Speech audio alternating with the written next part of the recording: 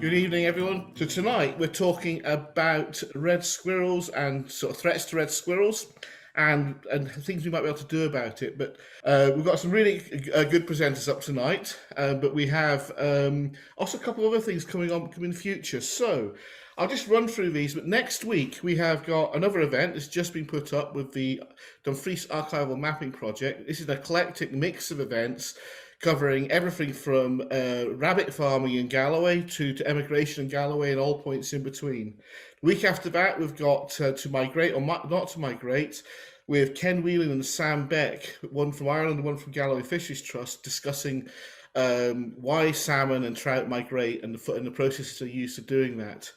And then after that, we're talking about willow tits, with the RSPB. So we've got a number of events every 2 weeks, probably through to the end of May now. So just keep an eye on our Facebook page and Eventbrite, and you'll see other stuff up on there.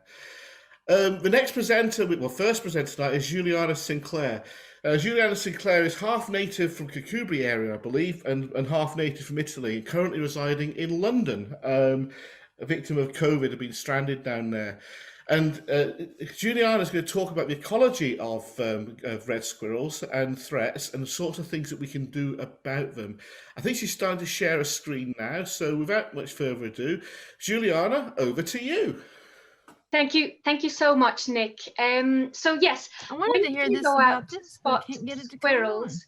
The first thing you'll probably go and find is a mixed woodland habitat. That's their absolute best habitat to find them in. And the reason for that they need both conifers and broadleaves is because their diet is also really mixed. So lots of berries and nuts and green shoots and seeds. If you're lucky, you might see some feeding signs like a stripped pine cone. If you're extra lucky, you might see a swish of a tail, and perhaps you'll catch a glimpse of a red squirrel itself. And here it's hanging up a mushroom to dry in the canopy to have for dinner later on. So the red squirrel itself has been in the UK since the last ice age. It's a natural part of Britain's forest ecosystems, and because they eat all these nuts and seeds and mushrooms, they're actually really important for forest regeneration. And they're also part of the food chain as well, of course. So the main threats to red squirrels are, first of all, habitat fragmentation and deforestation, which have been going on since the last, for about 3,000 years.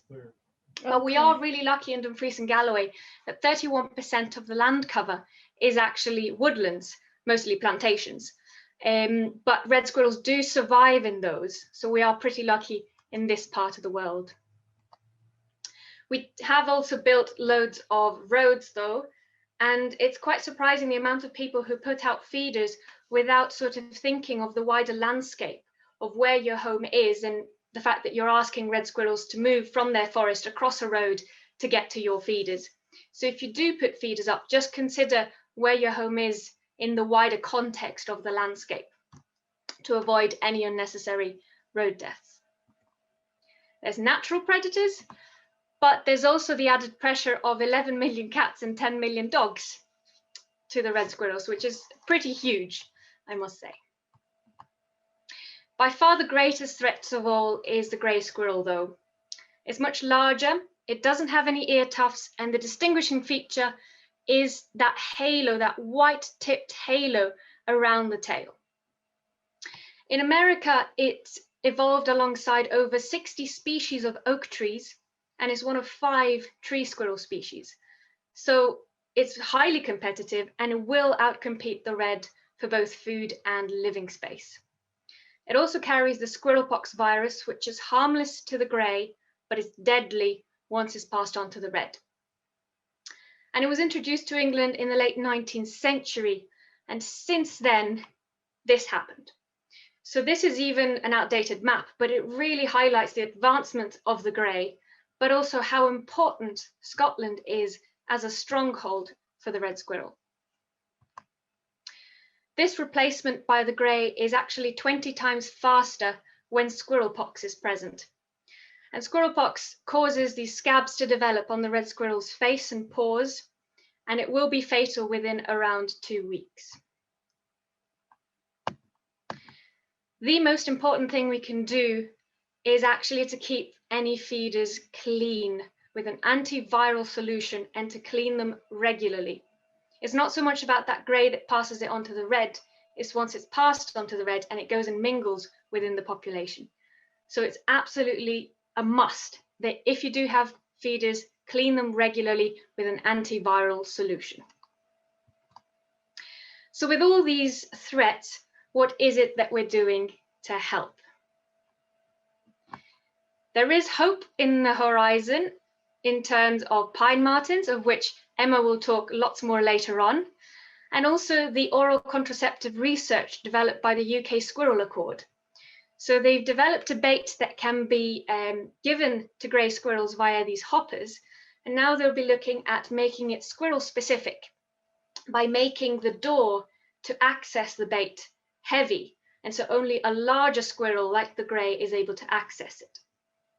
And also there was a modelling paper just last month on fertility control versus grey squirrel control in terms of culling. And it found that fertility control alone is actually slower at keeping the greys at bay, but that combined with culling is actually faster than grey squirrel control alone. So between the two, there is some hope for a brighter future for the red. In the meantime, though, the Saving Scotland's Red Squirrels partnership project, has been developing community action in the south of Scotland. And we've been measuring our impact with a spring survey that we've been running every year. And what this shows us is at each survey site, at each of these squares, we've been monitoring for presence and absence of red and grey squirrels. So the red ones is the red squirrel, the blue is the grey squirrel, and the purple is where there's both. At each of these survey sites, there's a feeder box baited with food and a sticky tab. So when the squirrel goes in, it will leave a little sample of hair, and then we can look at that under the microscope and see if it's a red or a grey squirrel.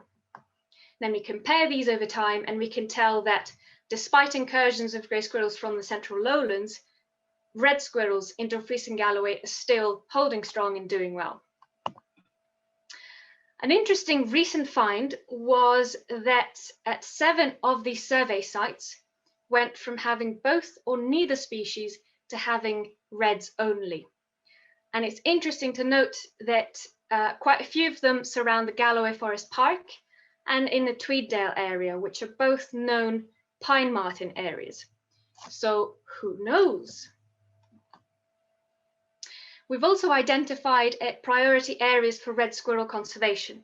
So these were established as a result of healthy red squirrel populations, how threatened they were by greys, and local landowner and community support. And if you commit this picture to your brain for 1 second, and then look at this one, these are all the volunteer networks that have been established as a result. And you can see how well the coverage is of the volunteer networks compared to those priority areas. So we can say that the efforts that these volunteer networks are doing are being concentrated in those areas where it's most needed. And each of these groups leads a whole range of different activities, including essential grey squirrel control, survey and monitoring, public engagement, school engagement, admin, data management, you name it, they do it. I'd like to focus on these 4 to give you a bit more of a flavour for what they're up to. So the Moffat Group was set up in 2019 as a result of an increase in grey squirrel sightings.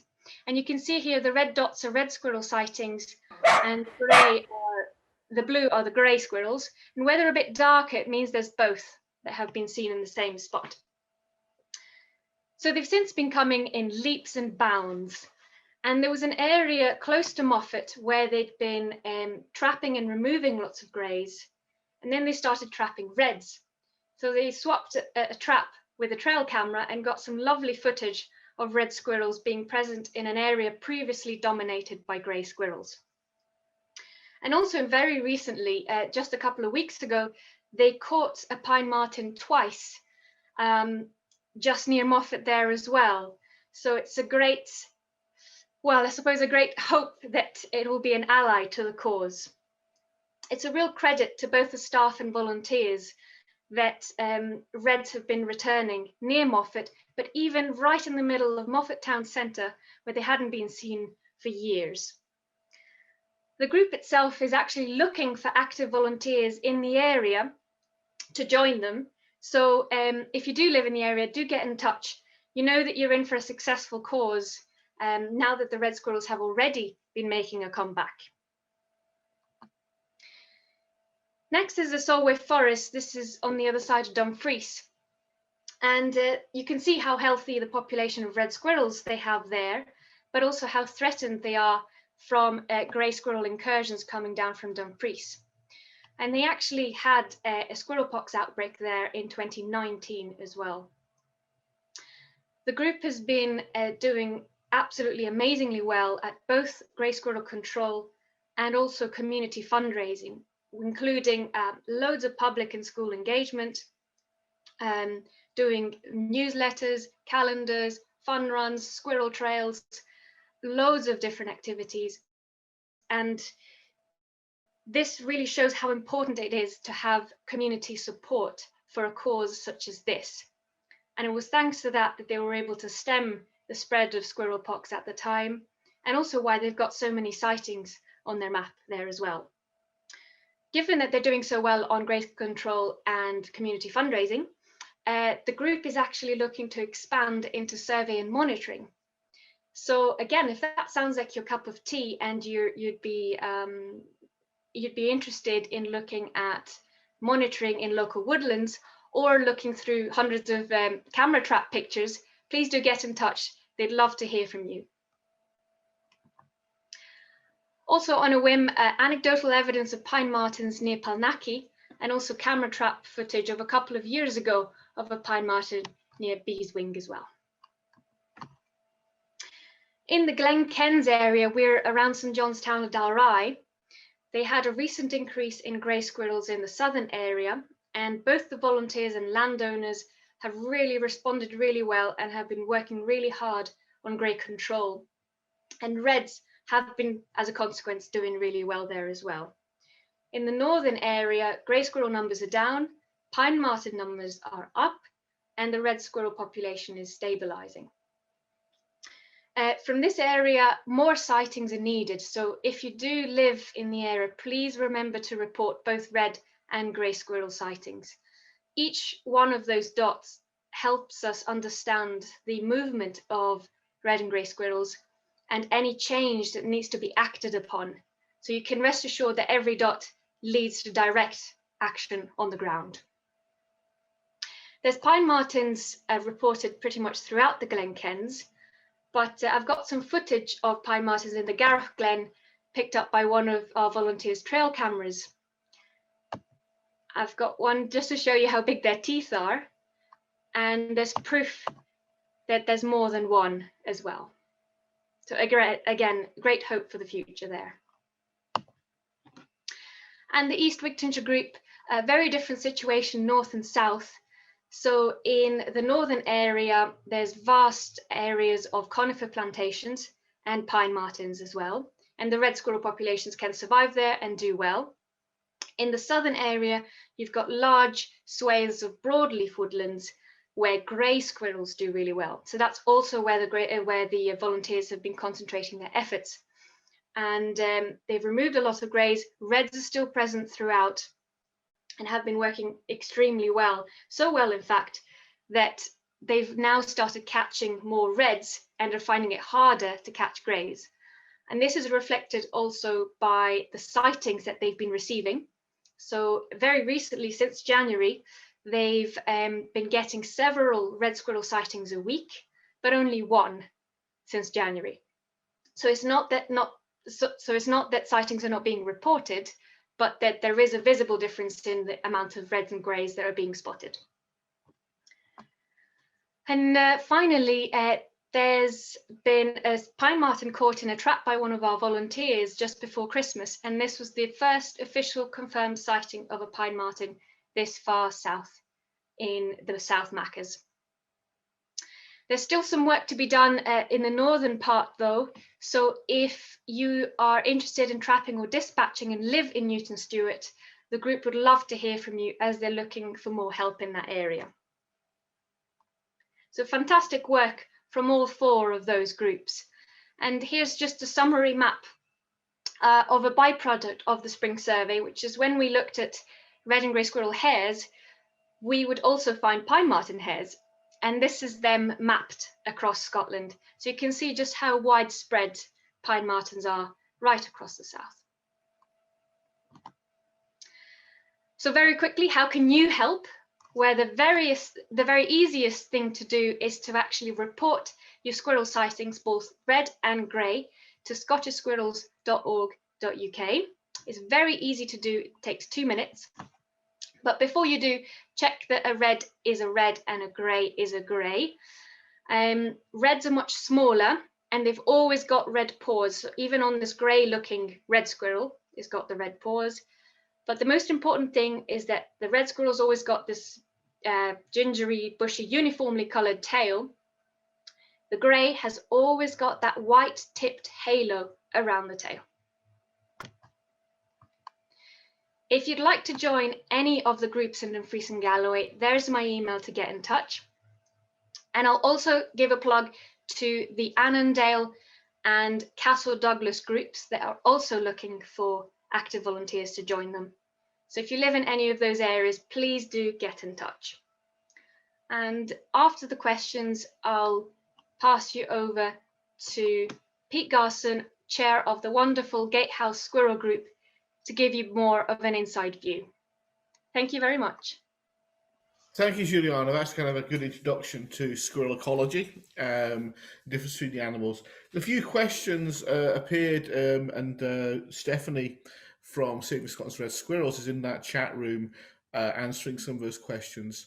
But one that's been sent directly from me, from an Ian Hanna, is more about grey squirrel tree damage. Now, we're aware that grey squirrels, as well as being a problem species for interaction with red squirrels, cause a lot of tree damage and can ring bark trees potentially.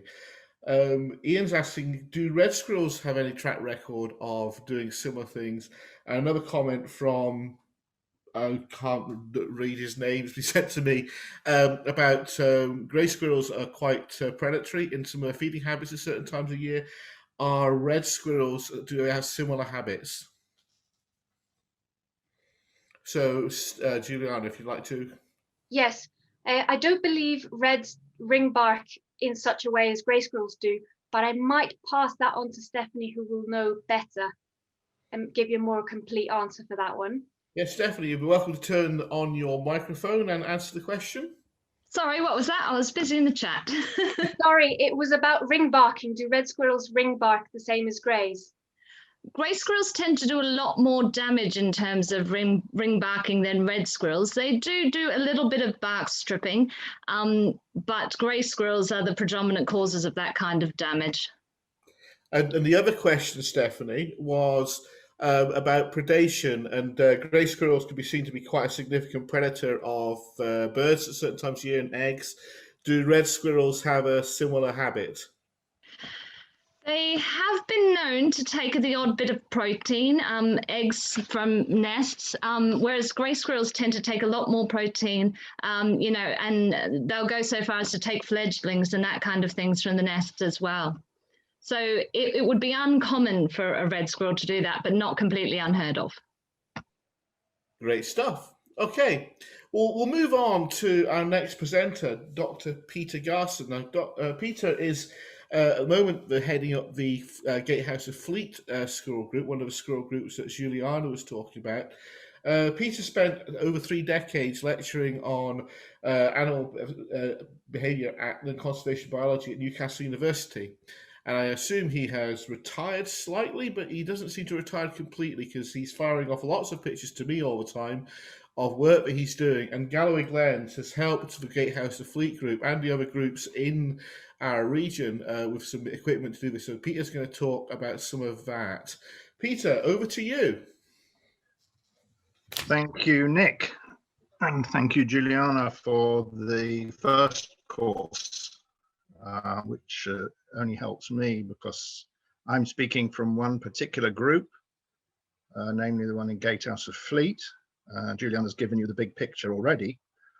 So I just want to give you a little bit of an insight into what a local group gets up to. First thing I would say is that we need support. And our volunteers, the members of the group, are of course key to that. They undertake surveys for us, they do grey squirrel control, and they do a lot of public awareness work when COVID allows.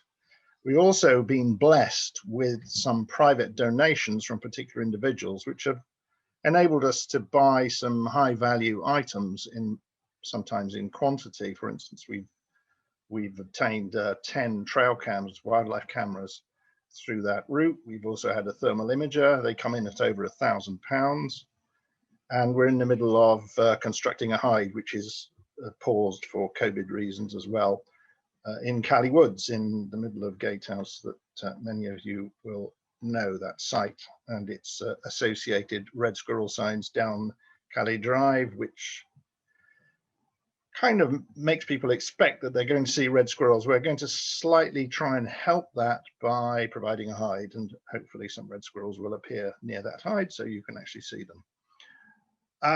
Saving Scotland's red squirrels, of course, has been extremely helpful to us, especially since 2017, the current phase of the project, which goes on till next year, 2022, Heritage Lottery funded project. Lots of equipment, lots of consumables, mileage for doing things like going to shows and doing all our grey squirrel control work. They offer training in a multitude of different skills and activities. And we also get public liability insurance through them from Scottish Wildlife Trust, for which they are running as a project. Gatehouse Development Initiative is a local trust based in Gatehouse and for the benefit of Gatehouse. We are a project under Gatehouse Development Initiative. That means we get charity status by proxy. They give us a treasurer, which is wonderful, and we can use their bank account, or rather the treasurer uses it for us, all of which is great because it means people in the group don't have to really concern themselves with any of those things. Another local liaison we have is with Cream of Galloway, the famous ethical dairy at Rainton, which is just outside Gatehouse, and makes excellent ice cream. I think for food hygiene reasons, they can't use these cartons more than once, which they have in their caff when you go for your scoops. They offer those for nothing, but they offer them also in exchange for a donation to us. And I have to say, in fairness, also to Macmillan Cancer Care, which I'm very glad to share this stand with, actually. I think that's splendid. And certainly in 2019, when this was running nicely, I think we more or less split the money between us. But we have two separate boxes, and it's all, people make up their own minds, and it seems to work really well. So we make several £100 through public donation from that route per year.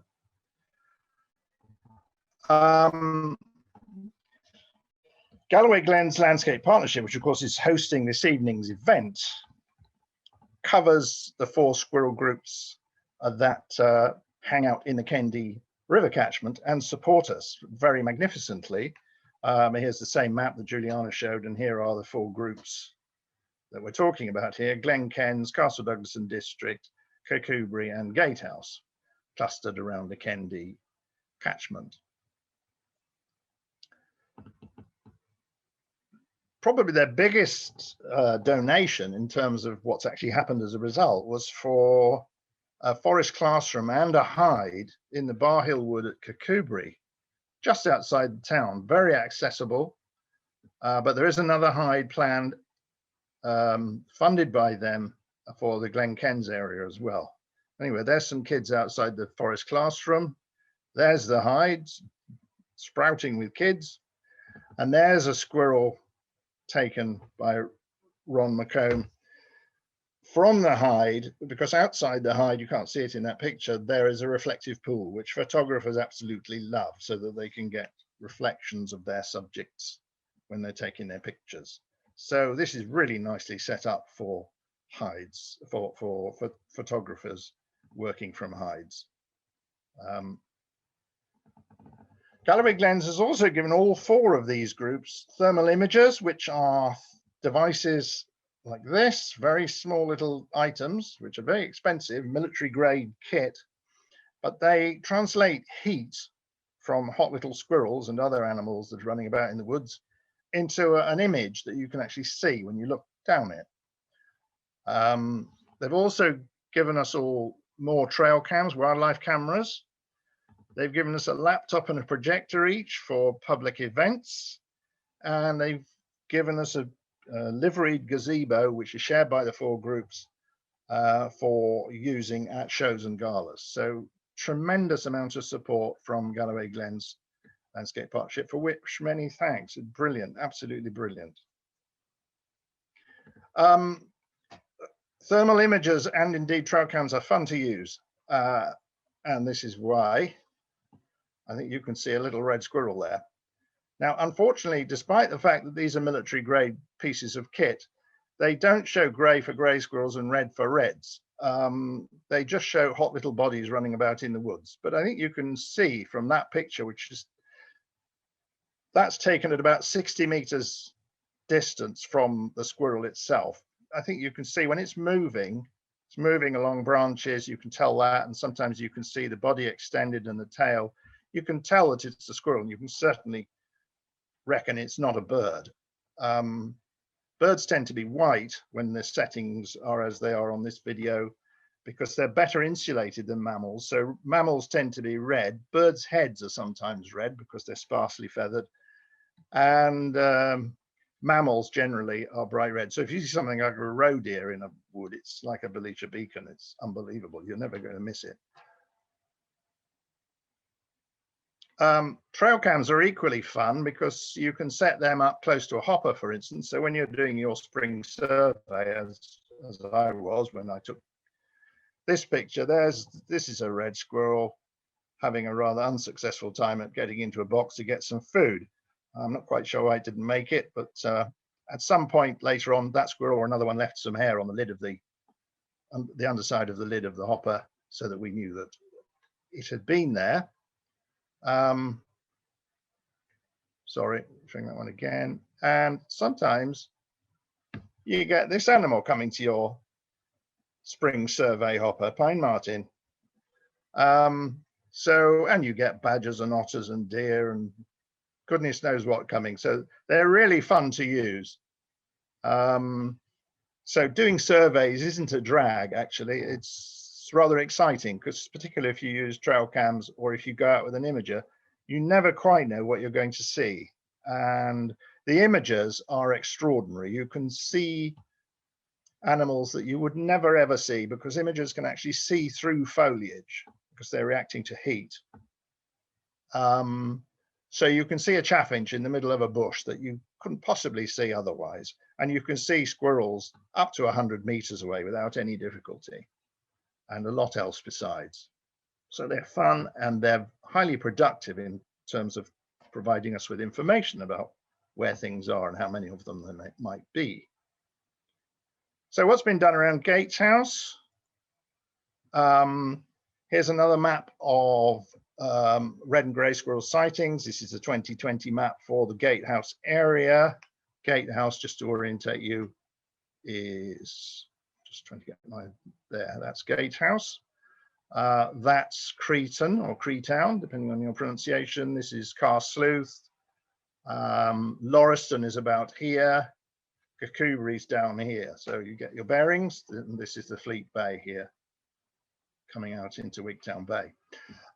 You can see rather a lot of blue dots, which are grey squirrel registrations for 2020. We're frequently accused by Juliana and Stephanie of being far too good at reporting grey squirrel sightings, because of course we're very interested in tracking down greys in order to try to control them, and not terribly good at reporting our reds. And that's historically because we're rather blasé, because until probably 10 years ago, there were probably no grey squirrels here. Over the last 5-6 years, as you'll see, they have become more evident, but we're after the greys, so we tend to be a bit more assiduous about reporting them. But I would plead with anybody who's in this balloon of space anytime who sees a red squirrel, please report it to SSRS to make our map look a bit more red and a bit less blue or grey. Nearly all these sightings of greys are reported by members of the group. There are currently about, I think, 77 people on the group email list, and they're responsible for, I would think, about 90% of the records of sightings in our area, particularly the grey ones. But that doesn't mean we don't want records from everybody else. We do. Anybody who sees a squirrel anywhere in South Scotland, or indeed in Scotland, should report it to SSRS database through their website. So when it comes to grey squirrels, this is what we see. If you do it per month, this is starting April 2015 when the group started, up until January 2021 over here.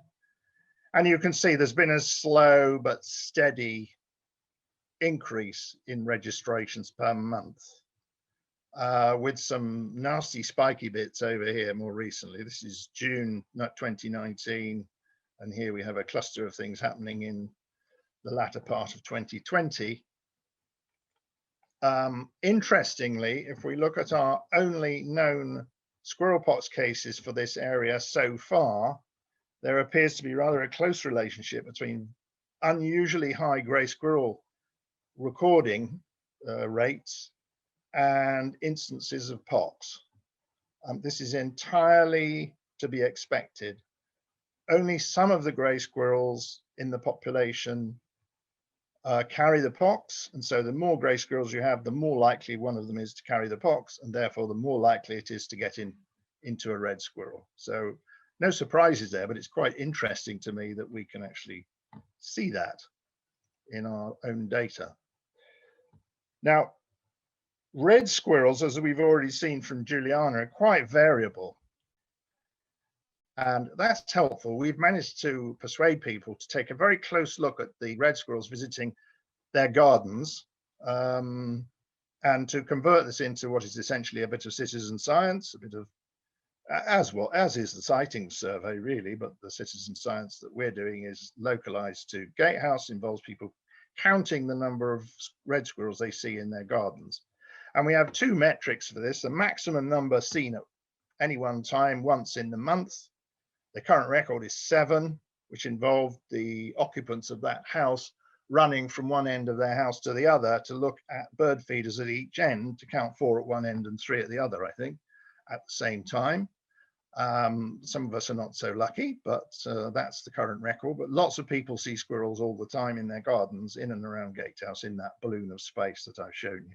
The other thing we're doing is asking people to try and estimate the number of individuals they think are different and recognizably different from their coat pattern in particular over the course of a month. Individuals do molt twice a year, so they change their appearance. So doing it per month, we're trying to get rid of that problem as a means of, as a possible cause of overcounting squirrels. Now, a pattern emerges if we do this. This is 2017 when we started in January, and here we are, January 2021. So we're just going into our 5th year of this exercise. And you can see generally in spring, there's an increase and there's a plateau in the summer. And then in August, September, we think when the new supply of seeds and nuts comes into maturity in local woodlands, they essentially get tired of our peanuts and other food that we're offering them in our gardens, and they go off into the woods. And then slowly, they eat their way through the stuff in the woods, and the numbers go up again. This is repeated. This goes up here. There's a bit rather less of a decrease here and rather less of an increase here. And then here, beginning of the midsummer of 2019, a sort of major crash here, and then up again. This isn't a crash in numbers, it's a change in behavior. If we, in the one case where we had a fairly concerted effort to protect our red squirrels from pox, we took all feeders down that we could persuade people to remove for about 3 or 4 months in the latter part of 2019, after we had a pox case at this point here, and Kakubri had had one the month before in June. So we took precautions. We might have concluded, if we'd just done this survey and done this, might have concluded that this crash here was the result of us removing food from our gardens. But you can see over here exactly the same thing happened. So I don't think we're justified in that. The other thing that we can say is that here we are in September, for instance, and the numbers are going up. The numbers are not going up because more and more babies are recruiting into the adult population. The breeding's over by this stage. So this is again an indication that there's a change in behavior here. The squirrels are gradually drifting back into our gardens from further afield. So probably removing feeders had no effect, and rather gratifyingly, that pox case, and indeed the pox cases that occurred this year, which were over here somewhere, don't seem to have really affected the wider red squirrel population around Gatehouse at all. So the question arises, why aren't greys doing better than they are around Gatehouse? Because our oak hazel woodland is a dead ringer for oak hickory woodland, which is the dominant habitat, the preferred habitat of grey squirrels in North America. Is very similar. A nut-bearing understory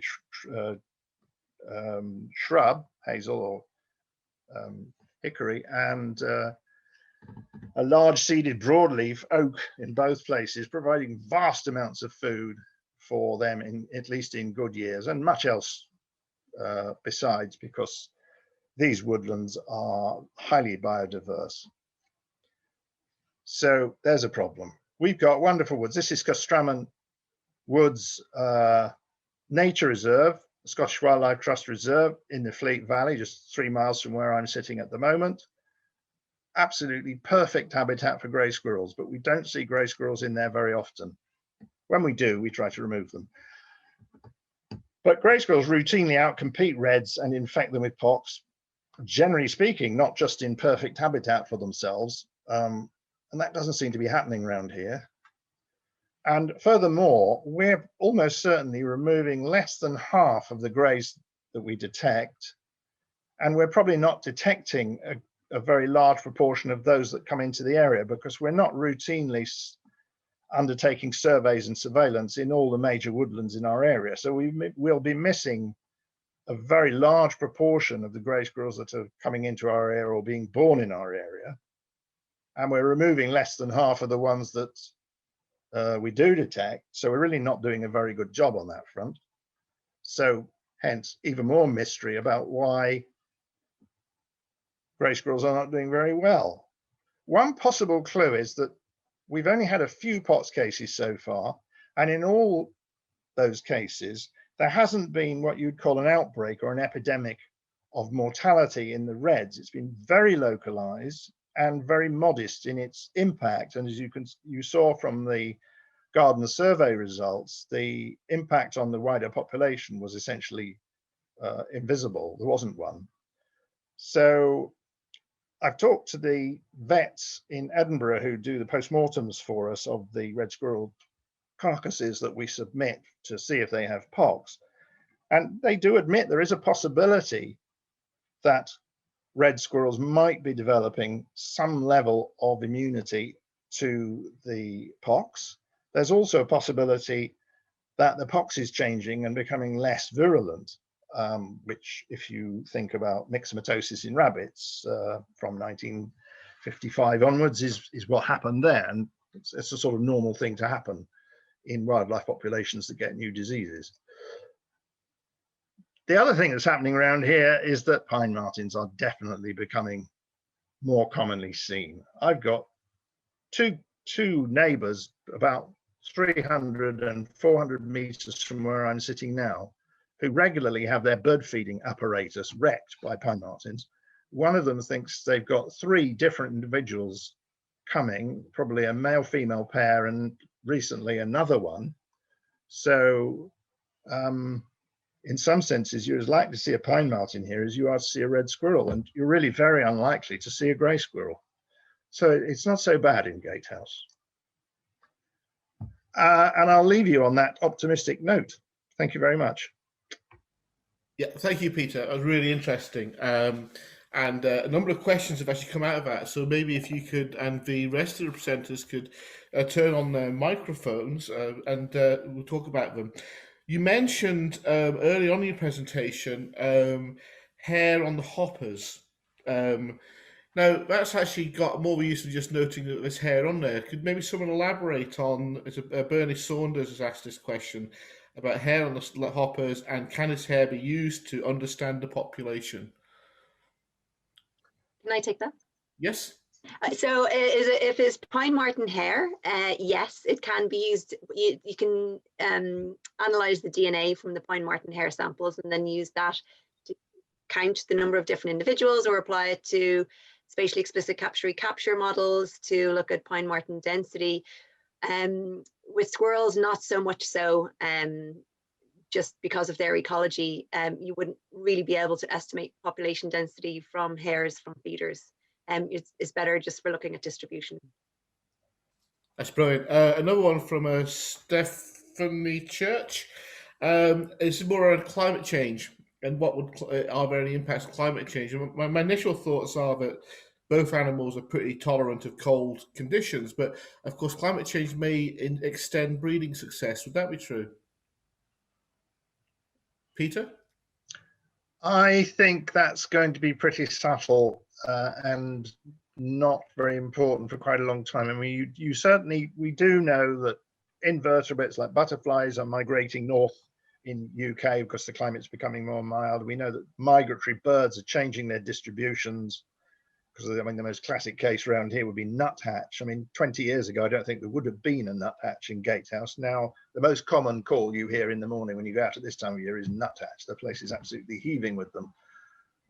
So that's a well-known case, but there are many others. But I think in terms of these kinds of animals, the habitat they're living in is quite well buffered, and it's age old, and it's likely to persist for quite a lot longer. It's well buffered climatically. I mean, when you're within the climate of a forest, you tend to be protected from the extremes of weather, both hot and cold, from outside that forest, which is why things like deer come into forests when it's really nasty, and come in when it's really, really hot too, to get some shade. I mean, so I think probably the woodland habitat is, and its inhabitants are going to be quite slow to react to that. Okay, so our next presenter is Emma Sheehy. Now, Emma is going to do something a little bit different to the rest of us. So we're really talking about pine martens specifically.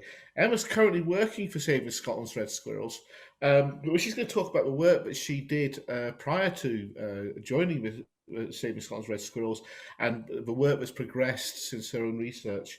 So I think she's frankly trying to share her screen at the moment. Hopefully she'll be up with us any minute now. But Emma's currently working in Aberdeen, trying to basically try and get the island population of grey squirrels under control. Emma, I'm going to pass over to you. Hello, can you hear me? Hear you perfectly well. Great. Hi, okay, so thanks very much for having me. I'm going to talk to you a little bit about pine martens and squirrels, what we know so far. So there's been quite a lot of research in the last few years, and before my post with Saving Scotland's Red Squirrels in Aberdeen, I did a lot of pine marten and squirrel research myself, so we've a good bit to talk about, so I'll fire on through. I'm going to talk a little bit on pine martens in general. First of all, we're going to look at the published studies on pine martens and squirrels to date. What are the main findings of these studies? What has yet to be answered? I'm going to look at pine martens in Scotland, their distribution, densities, and then a little bit of a look at what the future might hold. So pine martens are an elusive member of the mustelid family. They're closely associated with trees. They have semi-retractile claws, which make them really agile climbers. And they use trees for den sites, for refuge, and occasionally hunting as well. They have an omnivorous diet.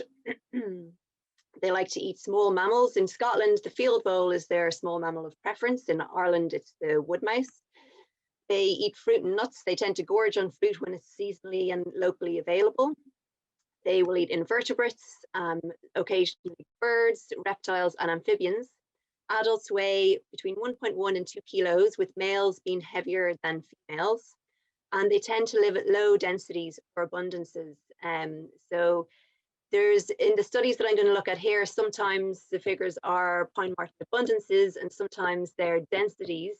And there's an order of magnitude and difference between the two, even though they're actually generally talking about the same kind of numbers. So I wouldn't get too bogged down on the numbers.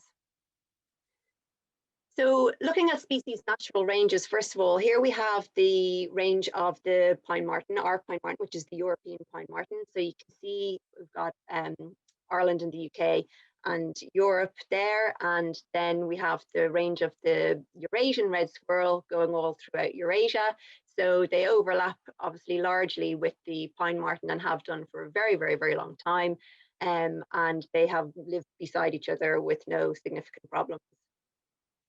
Here we have the similar animals to the European pine marten. The top one is the fisher in its native range in North America. So you can see the range of the fisher here. This is the American marten, which is very similar to the European pine marten, but it is a different species. And you can see its range here. And then here we have the North American gray squirrel, or as it's known in North America, as the Eastern gray squirrel. And you can see its range in the east here. And I just thought it's worth pointing out that the range of the Eastern gray squirrel doesn't overlap very much at all with the American marten or the fisher. So if you're looking for evidence of the relationship between the grey squirrel with these similar species or dietary studies, there's very, very little out there, just because their ranges barely overlap at all. First of all, looking at the Irish squirrel and pine marten studies. So in 2007, there was a report published by Michael Carey and his co-authors looking at red and grey squirrel distribution in Ireland. And the respondents to this survey were mostly foresters and gamekeepers at this time in the 2007 survey. And it was the first time that something was suggested that potentially something strange was happening. So grey squirrels were disappearing from large parts of the Midlands where they had been established for a very long time. Red squirrels were recovering. At the same time, the pine martens were being seen. So there was a suggestion that there might be something strange going on, but no evidence, just anecdotal. So this map shows the distribution of squirrels in Ireland really nicely, actually. So here we have grey squirrel distribution in the 1960s. So that's about 50 years after they were introduced, a single introduction event at one point in Longford. And they were brought over from the UK population. And then it took them quite a few decades to establish themselves and spread out along the Midlands. And you can see that the red squirrel distribution, obviously there's a hole forming as you would expect from being replaced by greys.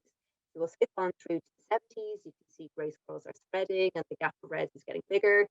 Looking at the 80s, even more so, the 90s, even more so, grey squirrels doing really well.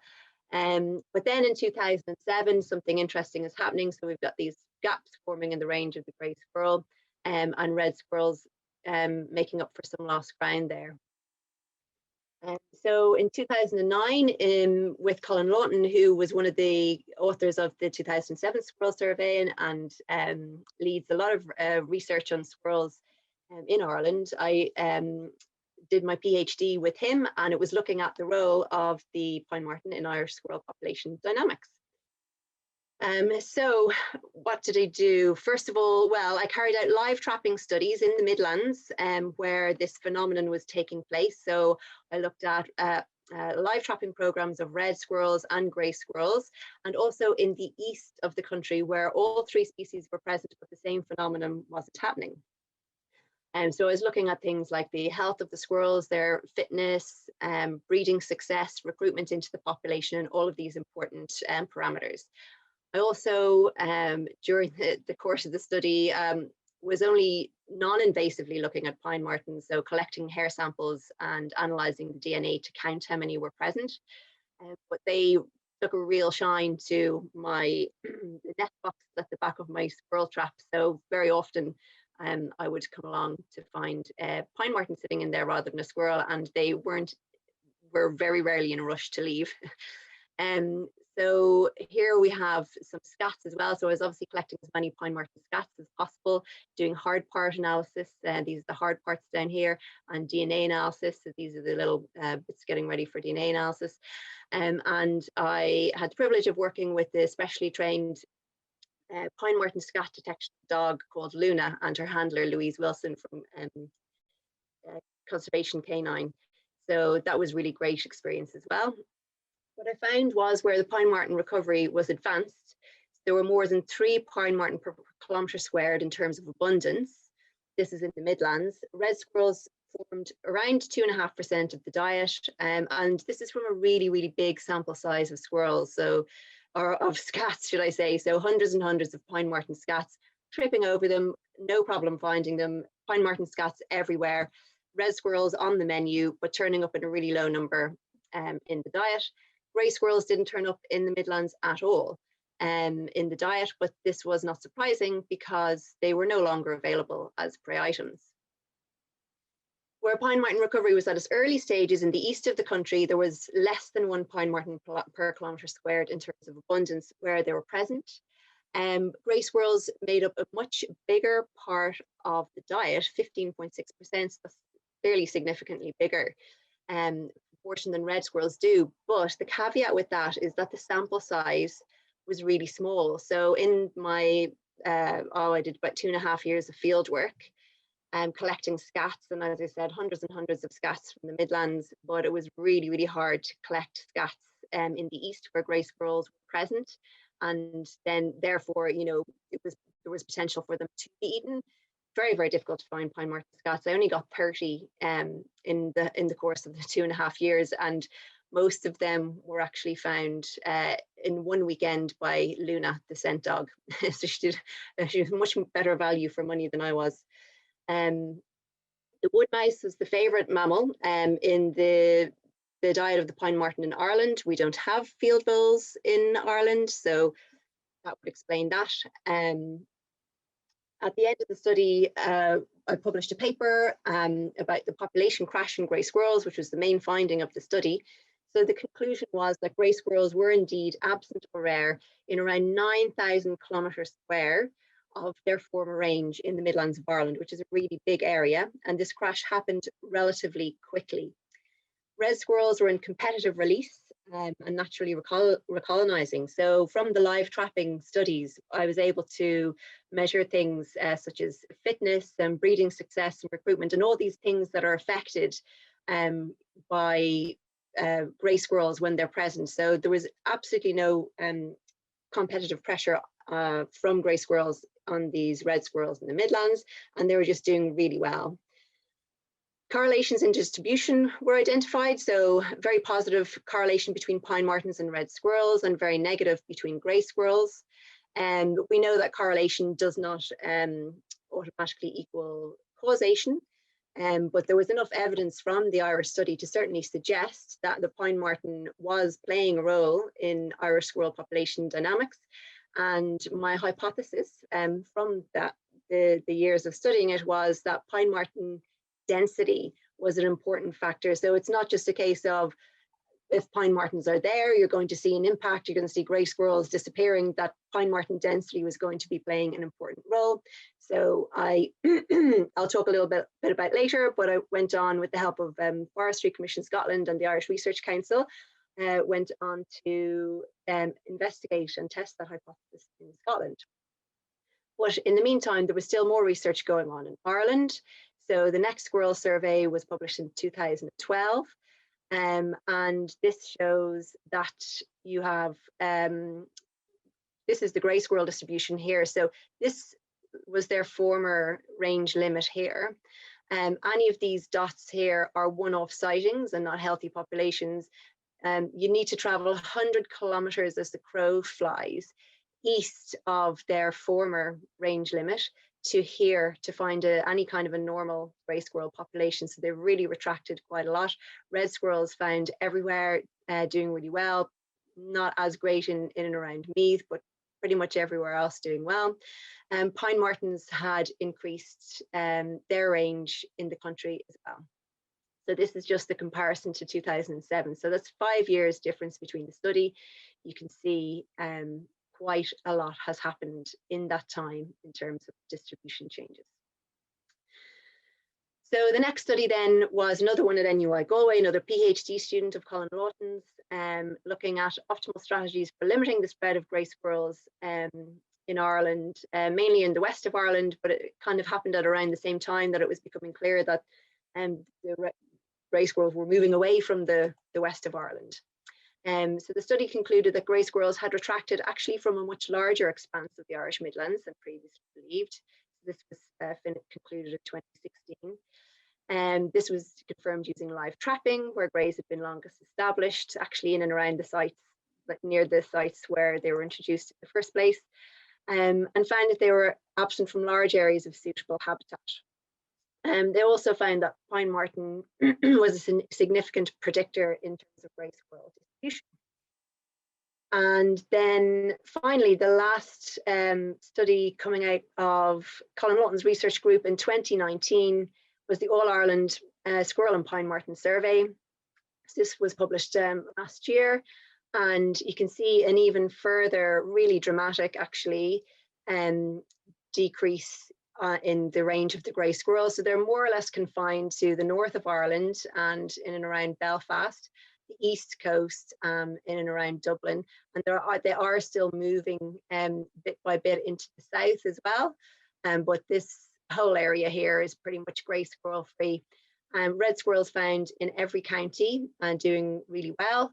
And pine martens now also found actually in every county, and you can see that there's parts of Northern Ireland and certainly moving into the south west of Ireland that they're a lot more scarce, but they are indeed a lot more widespread than they used to be. This is really, really something. Red squirrels clearly doing a lot better than grey squirrels, with no intervention and no management of the grey squirrel population in Ireland for many, many, many years. So yes, this is the difference between 2007 and 2019, just to look at them. So that is 12 years, pretty dramatic change in terms of grey squirrel and pine marten and red squirrel distribution. So next on to my own Scottish study, and that was between 2014 and 2017. And the findings were published in Proceedings of the Royal Society, and it's open access, so anyone that wants to have a look at it can find it online.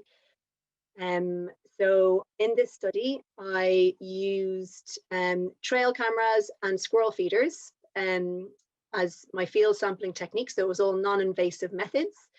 And I looked at 3 different regions of Scotland. So ideally, really, to look at the relationship between the 3 species, you want to be looking at what is happening over a long time frame. But typically, you know, student projects, graduate projects, postdoctoral projects, they have very limited time frames and very limited time to be collecting data in the field. So I substituted space for time, and I looked at what was happening in parts of Scotland where pine martens had longest been established. So my first study site was in the Highlands, where pine martens had recolonized more than 45 years ago. And sorry, I should say that these squares, the darker the pixel, the longest pine martens have recolonized. Where there's no pixel, there's been no record of pine martens, and the lighter ones are obviously the shorter time period. So in the Highlands, pine martens had recolonized in that area more than 45 years ago. Red squirrels were the only squirrel species present, and there were 36 sites. In central Scotland, pine martens had recolonized between 8 and 15 years ago. Red and grey squirrels were present across the study area, and there were 107 sites. And then in the borders, pine martens had recolonized less than 5 years ago at the time of the study. Red and grey squirrels were present in the study area, and there were 80 sites.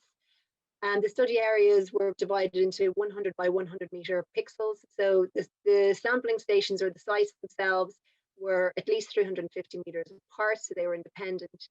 But the landscape, for the purpose of our Pine Marten analysis was divided into 100 meter by 100 meter pixels. Each pixel is weighted according to the surrounding pixel values in terms of Pine Marten density. So it describes how connected any location on the landscape is to the population of marten in the area. The findings, so I used spatially explicit capture-recapture models and occupancy models to look at the relationships then. The findings in terms of Pine Marten density were that in the highlands we had 0.185 per kilometre squared. That isn't 10 times lower than the abundance of Pine Martens in Ireland. It's a different measure, basically. In central Scotland, we had 0.213 Pine Marten per kilometre squared. And in the borders, less than half of that, 0.097 per kilometre squared. Female Pine Marten density was twice that of male densities, and the male home range was around twice that of female home range size, which you would expect. And the outcome of the study was that exposure to Pine Martens reverses the outcome of competition between red and grey squirrels. And I think that's illustrated really nicely in this figure here. So on the left, we have the probability that you'll find a grey squirrel or a red squirrel at the site. So 1 means 100% and 0 means you're not going to find them there. And on the x-axis here, we have this Pine Marten connectivity, the pixel values. So we could also call it exposure to Pine Martens. And this obviously has a really strong negative effect on grey squirrel probability of occupancy. Blue is for the borders and green is for central Scotland. And we have the opposite effect. So a positive effect is not as strong an effect with wider intervals, but it is a positive effect on red squirrels. In the borders in central Scotland and also even in the Highlands. So I'll talk briefly a little bit about the modelling as well, just in terms of other things that we were able to detect without dwelling on it for too long. So with occupancy models, you're looking at the probability of detecting a species given they're there. So it's the probability that you're going to detect them if they're actually there. That's the p-value. And the factors influencing this for red squirrels, actually Pine Marten density had a negative effect on your probability of detecting red squirrels given they were there, which suggested potentially that red squirrels were more cautious. It didn't mean that they avoided the areas in general, they were still there, but they were more cautious about using the same feeders when Pine Martens were there. And the opposite was observed in grey squirrels. There was a slightly positive effect if Pine Martens were there. You were more likely to detect grey squirrels given they were present. And for both species, your probability of detection increased with visit. Interestingly, with trail cameras, using trail cameras was really important for red squirrel detection, but not so for grey squirrels. And then the covariates explaining occupancy for both species. We have exposure to Pine Martens, or that density weighted connectivity value, had a positive effect for red squirrels. And there was a negative effect, a strong negative effect on grey squirrels. You had a negative effect of broadleaf, a percentage broadleaf on red squirrels, which is not surprising given that it is their competitors' favoured habitat. And then percentage cover had a strong positive effect on red squirrels too. And there was an interaction between region and broadleaf for grey squirrels. So what I'm going to look at next is some further research. So in the last year and a half, there's been lots more research on Pine Martens and squirrels published, coming from Northern Ireland and coming from Wales. So I'm going to go through the results of these findings as well, which has been really exciting for me.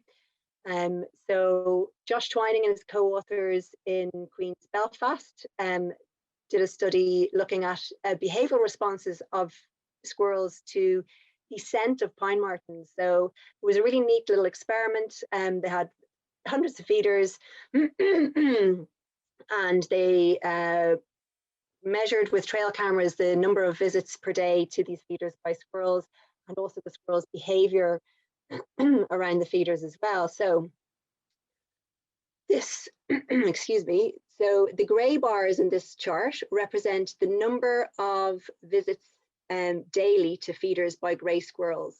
And the black bars represent the number of visits daily to feeders by red squirrels, the mean numbers. So this is day 1, this is day 2, this is day 3. You've got grey and red squirrels visiting their respective feeders. And then on day 3, the pine marten odor was applied. And then you can see really obviously that grey squirrels continued visiting the feeders as though nothing had happened, but red squirrels really backed off. Their number of visits to the feeders really dropped, but then on day 3 they were kind of back to normal again. And what the authors found as well was there wasn't just the number of visits, there was things like the duration of the visits in red squirrels were reduced, and also they showed really increased vigilance. They were much more vigilant when they did go there as well. So that was a really interesting finding and a really neat little study, suggesting that pine martens or that grey squirrels are naive to the fact that pine martens, that these pine martens are predators, these tree climbing mustelids are a threat. If they're not altering their behavior, they're going about their business despite the smell of this predator being around, it suggests that they're naive, which makes sense given they have not evolved alongside them, certainly in Europe, and even in their natural range in North America, they do not have experience of the American marten or the fisher either. So it's not that surprising that they don't recognize the scent of the pine marten as a predator. And this is another study by Josh and his co-authors looking at pine marten diet and red and grey squirrels. It's a big table and I don't expect you to be able to read it or even actually make out what the numbers are, but I'll just highlight a few things for you.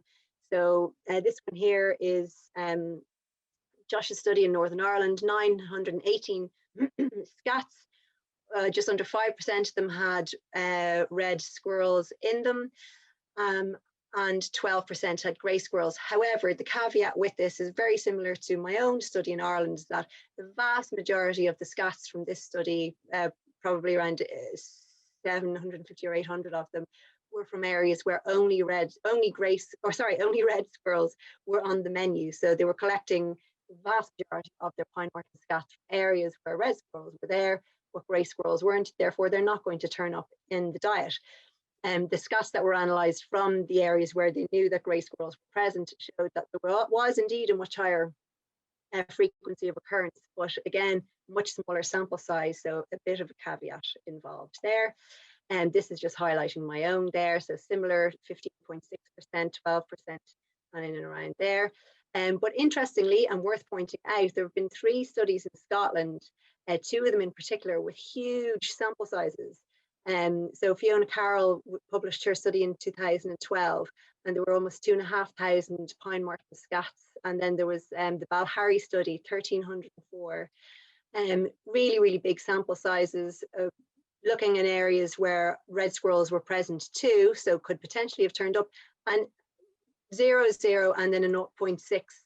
So we've got a really low frequency of occurrence of red squirrels in the diet of Scottish pine martens. It seems to be lower than the incidence in Ireland, in the Republic of Northern Ireland. Is it possibly because field voles are really a preferred prey item in Scotland, and that they're more preferable than the wood mouse in Ireland? Moving on to yet another study by Josh Twining and his co-authors from Queen's in Belfast, and this is looking at across the landscape red squirrel and grey squirrel occupancy and pine marten occupancy. It didn't look at density, but it looked at occupancy of all 3 species. And again, we have your probability of occupancy, where 1 means 100% chance you're going to find the species there, and 0 means you're absolutely not. Slightly different scale for red squirrels, but you can see the idea. So we have pine marten occupancy really strongly negative affecting grey squirrels and positively for red, which is great. And the authors concluded that grey squirrels now only have a high probability of occupancy in areas where pine martens are absent. And the pine marten's sphere of influence is limited only by lack of suitable habitat. Next, there was research from Wales, which was also published last year, and this was on the translocated pine marten population, which were translocated from the Scottish Highlands down to mid-Wales a good few years ago now. They're doing really well there. So Kat McNichol and her co-authors looked at the effect of exposure to pine martens on the space use and survival of resident grey squirrels by using GPS collars. The study was just for quite a short time period, and it wasn't a long-term study, unfortunately. But they did find that the grey squirrel range size and daily distance travelled increased significantly with increasing exposure to pine martens. There was no effect of pine marten exposure on the recapture probability, so apparent survival of the sample squirrels within the study timeframe was not affected by exposure to pine martens. So basically saying that the squirrels that were monitored weren't eaten by pine martens. And this is suggestive of contemporary non-lethal effects changing the ranging or foraging regimes of squirrels, or a more short-winded way of saying it is suggestive possibly of a landscape of fear. It's closer to a landscape of fear type theory. So we have two competing theories coming up really, or hypotheses. One is that grey squirrels avoid pine martens, which could lead to the distribution patterns that we see. And the other that they don't avoid them, they don't know to avoid them, and that makes them much easier prey items. And pine martens are eating their way through the grey squirrel population. So there's actually evidence to suggest that, to support both hypotheses, and neither one has been proven conclusively. Some more research, disease modeling from Italy. This was published by the American Institute of Mathematical Sciences, and it was researchers in Italy looking at pox virus and red and grey squirrel dynamics. They found that their analysis revealed that their system being the red squirrel, grey squirrel system, was more likely to evolve toward a point where red squirrels thrive than toward a disease and red squirrels free point.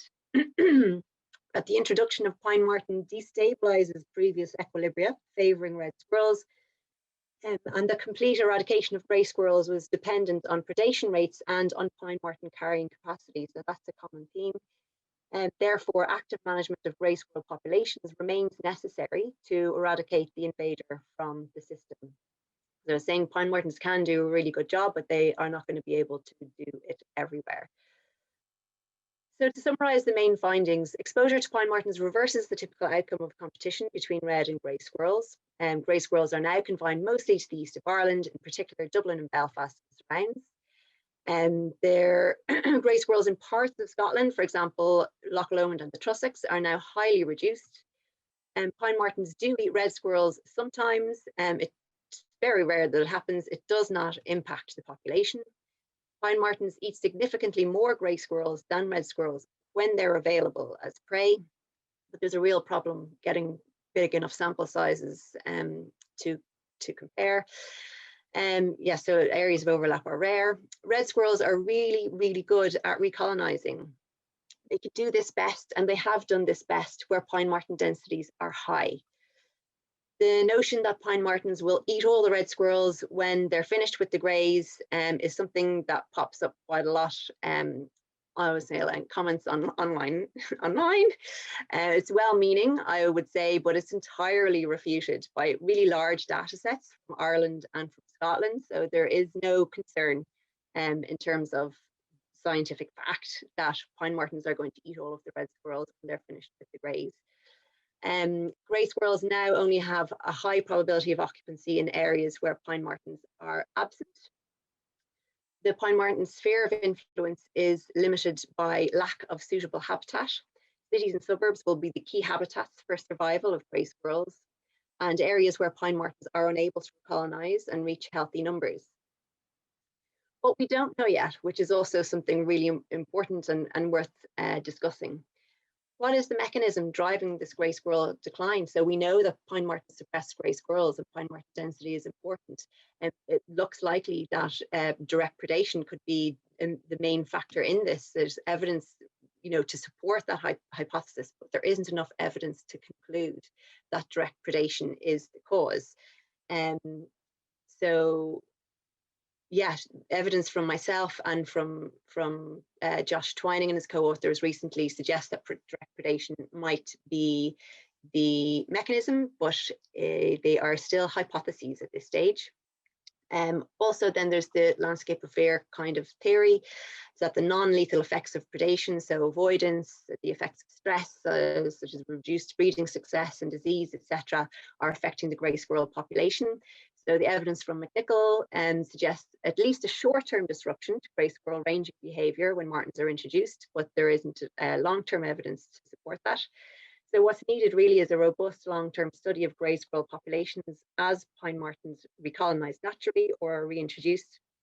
This would be an invasive live trapping study of grey squirrels where the animals were tagged, repeatedly recaptured and measured, in the long term, ideally GPS coloured and radio tracked as well.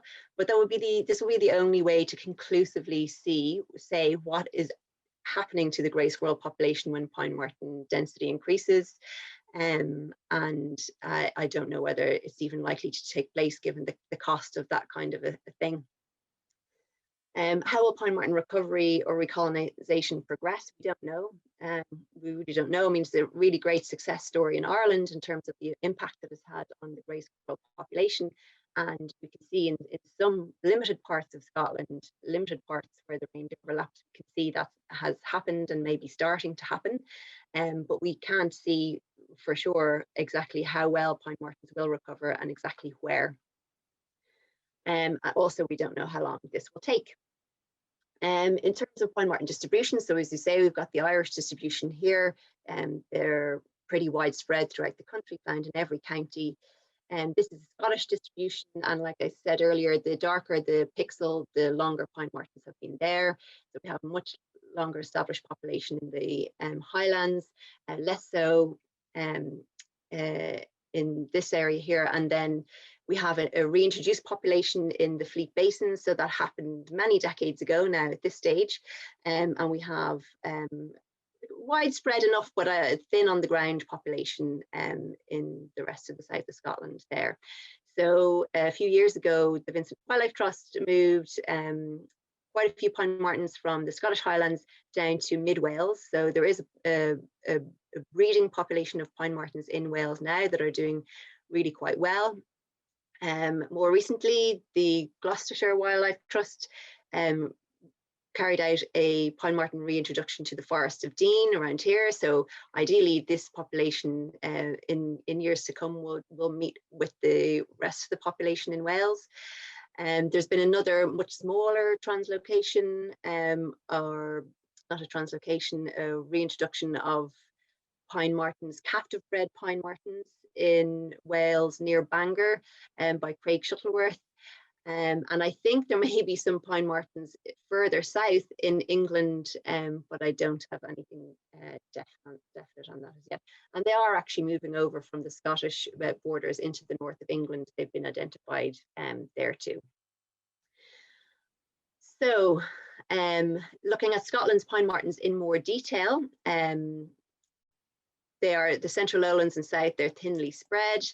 The Aberdeenshire population are doing well, and they're flanking the city now. So my area of interest is obviously the Aberdeen city, aiming to eradicate the grey squirrel population there. One of the areas obviously where you wouldn't expect pine martens to be having an impact, but to my great delight, pine martens are literally flanking the city in Aberdeen now. They've been identified in a load of our survey sites, and by members of the public, and caught trail cameras and coming into squirrel traps and all the rest right around the edges of the city, which is really great. Suitable habitat and willingness to accept predators are probably the main barriers that pine martens face, and also time. There's a population genetics study in progress. This is just an idea of all of the pine marten DNA samples that were collected during the time that I was doing my study between 2014 and 2017. A load of samples were collected by me and by volunteers, and then by people working, by Johnny Burks and his colleagues working in the Fleet Basin, and other organisations too. So there's a really good spread of samples there, and we're going to be looking, and we have started to look at the population structure, the genetic structure, and the genetic health of the population in Scotland as well. So we're hoping to publish something on that in the next year. And now to look more locally at the Fleet Basin pine martens. So this is a study that was published a couple of years ago by Lizzie Cruz and her colleagues on the Fleet Basin pine marten population. So between 20 and 14, or I should say that, as you probably know yourselves, that they were reintroduced there some time ago, but the population didn't really seem to be taking off for quite some time. However, between 2014 and 2017, the population approximately doubled from 18 to 32 resident adults in the Fleet Basin. Habitat improvement was credited for this increase. There was an installation of 50 den boxes in 2014, and amazingly 18 litters were born in these den boxes in 2017, which is just phenomenal. So they suggest that there is preference for thicket stages in terms of habitat, with closed canopy being favoured, but there were large confidence intervals, so more work there needed to look at habitat preferences within the Fleet Basin. And I guess the question is, are they spreading through the landscape yet? Well, after seeing Juliana and Pete's talks, I think we can say safely that they are. So pinemartendenboxes.co.uk, I'm just giving these a plug here. So these are the same den boxes and the same people that made the den boxes in the Fleet Basin study. So if you're thinking of erecting a pine marten den box, these are the people to contact, and it's just been amazing to see how much they've actually helped the pine marten population in the Fleet Basin to succeed. And our very own Stephanie Johnson, outgoing conservation officer in Dumfries and Galloway, has set up the Dumfries and Galloway Pine Marten group. So you can search for that on Facebook and give them a like. And I had a look at it today myself. It was great, loads and loads of really cool local stuff about pine marten sightings and images and videos and trail cams and stuff. So it's a brilliant resource if you're interested in pine martens in the area. And lastly, I'm just going to talk about in general what the future might hold for pine martens and for squirrels. So I think we have to ask ourselves: is there a place for predators in the landscape? The impact of novel predators on naive prey is really, really well documented. So we all know these kind of ecological horror stories where invasive predators wreak absolute havoc and devastate naive native prey populations. For example, the American mink on the water vole in the UK, foxes and cats impact on small marsupials in Australia, terrestrial predators impact on ground nesting birds in New Zealand, are all absolute horror stories. So what's interesting in the case of the pine marten and the squirrel and the grey squirrel, well, first of all, I should say that you wouldn't normally, in a natural system, predators don't tend to have very dramatic effects on their prey populations very often. And these really well-known cases that we know of tend to be where the predators are novel, the prey haven't evolved, adapted alongside them, and they can have these really, really dramatic impacts.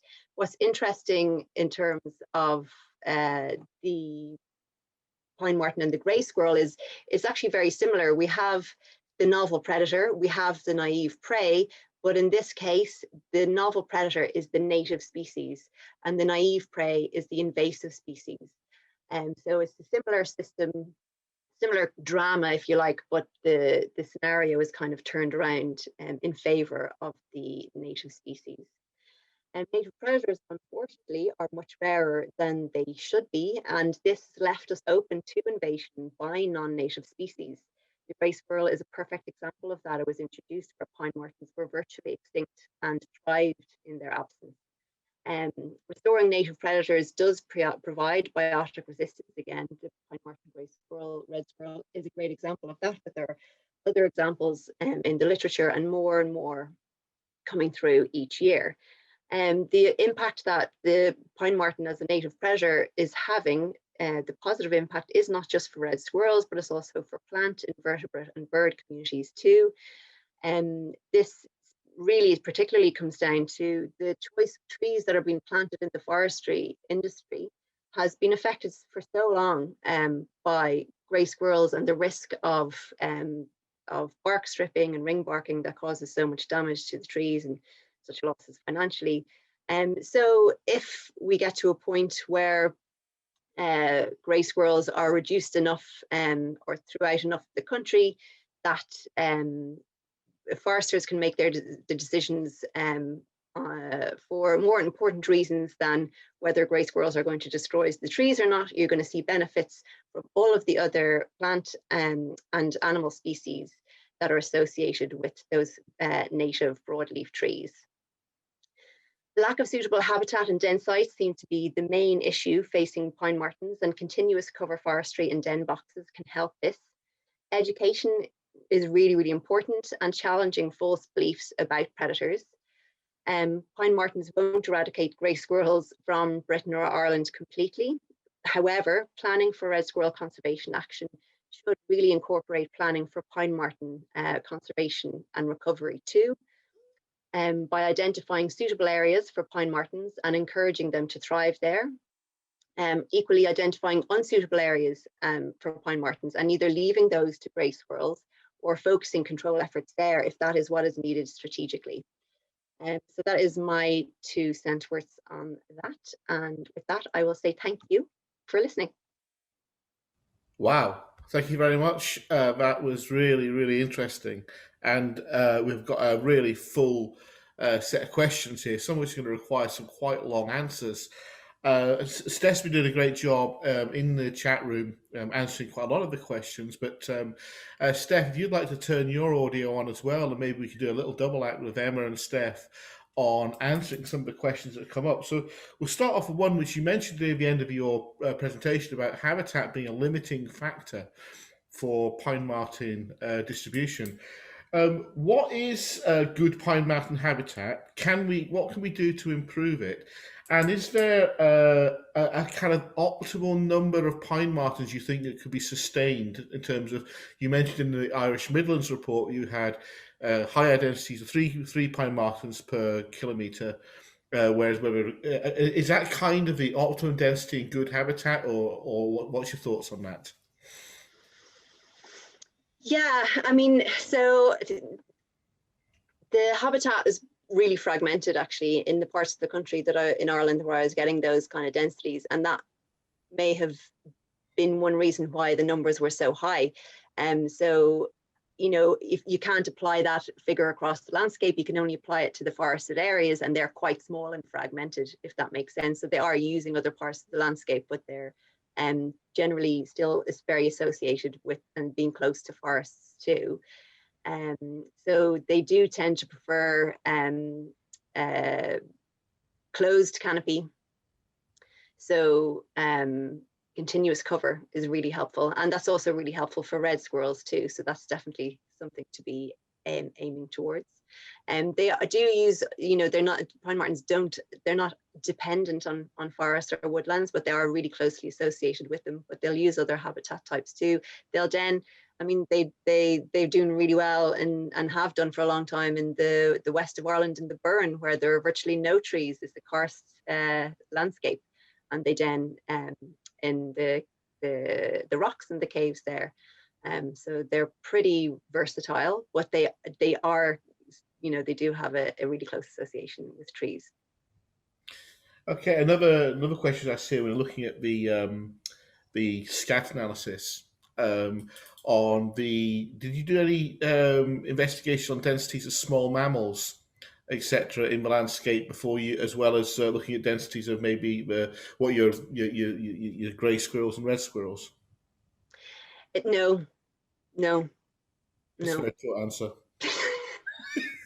There has been studies in the Galloway Forest that have been looking at the density of, or well, the breeding success of pine martens and the density of voles as well concurrently. That research hasn't been published yet, but hopefully it should prove interesting because they have been doing exactly that, monitoring vole populations annually as well. Yeah, so particularly interesting then when you can look at the breeding success of pine martens. So having the license and the wherewithal to look at that and compare it then to the vole population cycle. So you would expect that there would be a lag and that pine martens would do better breed in terms of breeding success after the peak in voles. So it'll be really interesting to see what the studies find. Callum Murray asked a question, which I think is answered sometimes in the question about there becoming a natural predator-prey relationship between greys and pine marten.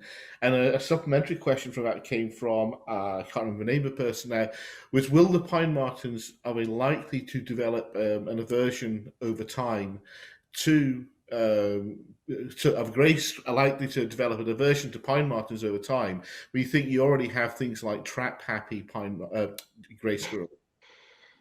Okay, so the first part of the question, remind me about that. It was, will it become a natural predator-prey relationship? So you'll just end up with a lower density of greys. Possibly. So looking at the novel predator and naive prey relationships, typically, more often you would see extinction of the naive prey. But potentially, you could have some some adaptations quite quickly, relatively, potentially, where grey squirrels would learn to exist alongside pine martens, but that would require them living in lower densities, spending less time in the ground feeding, I would say. It would reduce their competitive ability against red squirrels. So I think if that were, first of all, I don't think it's likely to happen. If it did happen, I think you would still see red squirrels. You would see red squirrels not being threatened by grey squirrels because grey squirrels were behaving so differently. Yeah. And it's also interesting to note that the relationship Emma pointed out earlier on between the martens in America and grey squirrels in America as well, which obviously that relationship developed over evolutionary timescales, and there is avoidance in their range with limited overlap.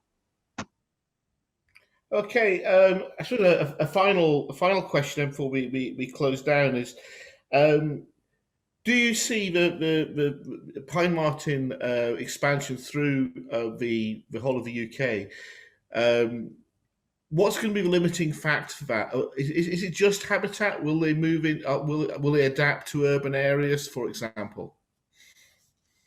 It remains to be seen how much they'll adapt to urban areas, and they're adaptable creatures. So let's see. In other parts of Europe, they have a very closely related species, the stone or beech marten, and pine martens are the superior competitor between the two. And you see stone or beech martens, whichever you want to call them, have adapted really well to their urban environment, and that gives them an advantage. Pine martens haven't. They've stayed closer to trees. However, you know, when there's pressure for resources and pressure for habitat, maybe we'll see them moving further into cities than we already have. And it remains to be seen.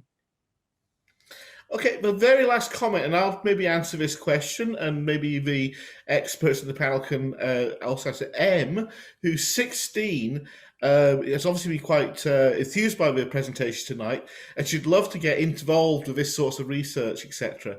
And she's wondering what's the best thing to do. Now, I would say get in touch with your local volunteer groups, because there's a huge amount of expertise there. And maybe if you could find some of us, if it's not a squirrel group where you live, perhaps you could find another group to join. There's small mammal groups, there's birding groups, there's all sorts of things around the country. Would you? And I would imagine that the experts, and I know I did get into this field through joining those sorts of groups. Yeah. Yeah, okay. Absolutely right. Find your nearest squirrel group, and you won't go far wrong. Okay, well, thank you so much.